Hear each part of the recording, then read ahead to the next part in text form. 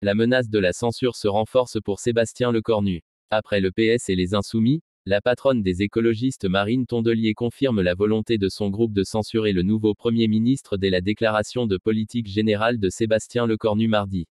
Je ne vois pas d'autre chemin que la censure, a-t-elle déclaré ce dimanche 5 octobre sur le plateau de BFM TV, après avoir une nouvelle fois été reçue vendredi à Matignon. Elle a dit ne pas avoir vu dans les propositions du Premier ministre un début de commencement d'arguments pour convaincre, ne serait-ce qu'un député écologiste du groupe, de voter autre chose que la censure. La conseillère régionale des Hauts-de-France indique que son groupe a pris contact avec tous les groupes pour être l'auteur d'une motion de censure unitaire, fédérative. Aucune voix ne doit manquer, a-t-elle exhorté. Bruno Retailleau, un motif de censure à lui tout seul.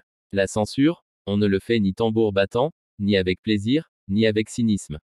C'est juste triste, juge-t-elle. Les macronistes nous font tourner en rond pendant maintenant plus d'un an, ils ne veulent pas rendre le pouvoir, déplore Marine Tondelier. Face aux accusations d'inflexibilité de la gauche, la secrétaire nationale des écologistes juge qu'un compromis immense est déjà fait en ayant Sébastien Lecornu sur le siège de Premier ministre à Matignon. Et selon elle, certains ministres appelés à rester au gouvernement posent problème, à l'image du ministre démissionnaire de l'Intérieur Bruno Retailleau, qui est, selon l'élu, un motif de censure à lui tout seul. Je trouve que son parti Les Républicains porte très mal son nom, ajoute-t-elle, évoquant un problème de ligne politique et de valeurs républicaines.